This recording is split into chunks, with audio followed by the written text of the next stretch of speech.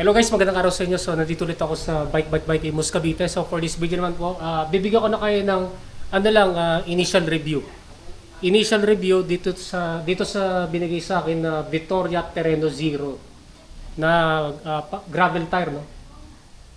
Bali kasi initial review dahil since na puro ulan sa umaga, yun lang naman yung bakante ko.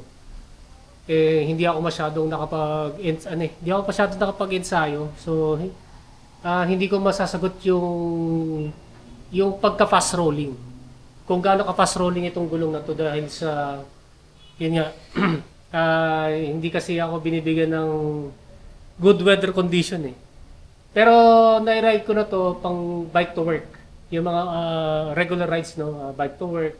Nakapunta rin ako ng Bermosa kaso nga lang since na wala pa ako sa condition dahil nga sa kulang ako sa training, hindi ko pa ma-maximize yung full potential nitong gulong na to, no?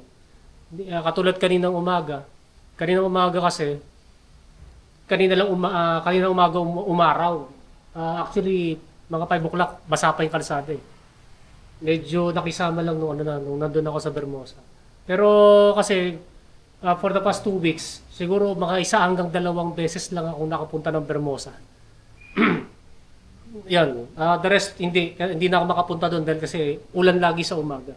So yun nga, initial review ko to in terms doon sa pag-bike to work commute ko. Yan. Tapos pagdadaan ko sa mga lubak-lubak na kalsada. Yan kasi nga, ang mga ruta ko usually mga subdivision, tsaka mahams. Yun ang i-share ko sa inyo sa video ito, no. Before na pala ma-share ko yung review, bigyan ko kayo ng konting description nitong gulong na to. Ito nga yung Vittoria Terreno Zero. Sandali lang. Yan, ito yung Vittoria Terreno Zero. Yan, tubeless ready na foldable. Ang size nito 700 by 47C. Kung i-convert natin sa 29er, it's 29 by 1.85. Yan yung yan yung size nito, no. Ang binigay sa akin itong Tanmulo skin wall kasi meron yan na all black eh. Pero ito yung binigay sa akin. Yan. Kumbaga dalawa yung variant niyan. Then sa sizes, hindi ko alam kung ano yung ibang sizes niyan. Ito lang yung alam ko, 47C. Nagtitimbang yan ng mahigit 500 grams lang. Basta sobra lang ng konti sa 500 grams. Mas maganda ito ng 100 grams kaysa dun sa Continental Contact Urban na nagamit ko before. Yan, nandiyan nakatago lang dyan. Yan. So, hindi ko kasi natanong kung magkano to eh. Pero dito sa bike pala, meron sa main, sa San Pedro. Ang dating presyo nun was 2,600. Tapos, ang discounted price na niyan ay 2,250. So, mas mura pa rin kaysa dun sa pinakamahal na gulong na nagamit ko, yung Continental Speed King na face out ngayon, no?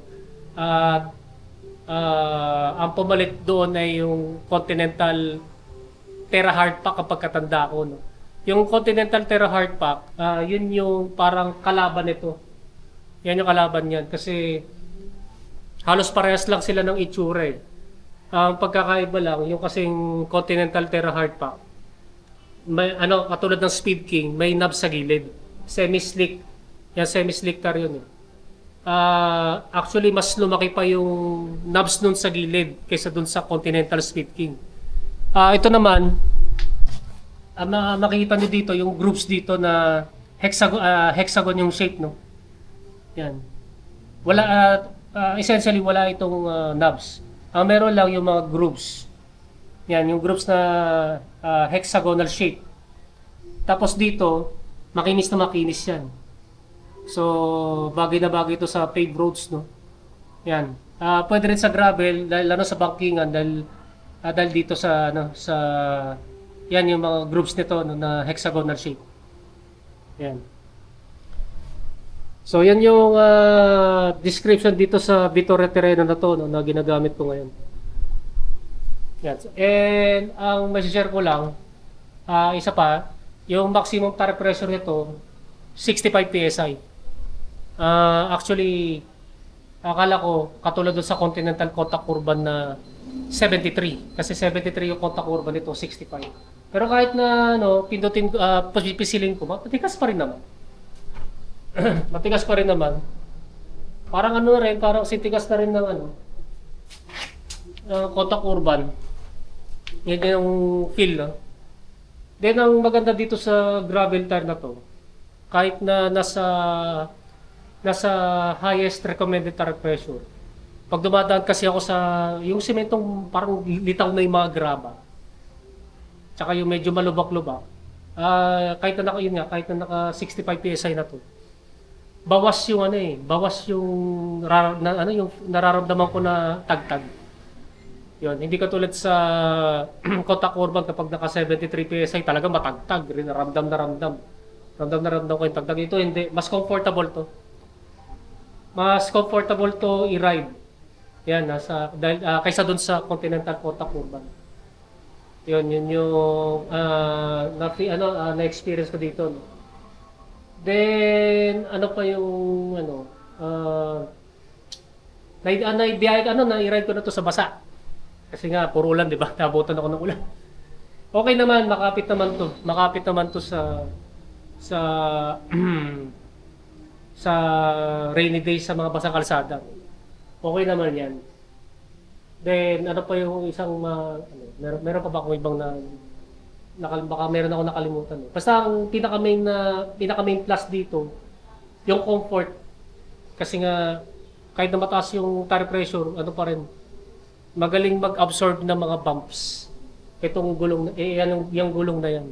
Kaysa doon sa kaysa doon sa ginagamit ng isang Continental contact urban. Then, ang napansin ko dito dati, nung unang gamit ko nito,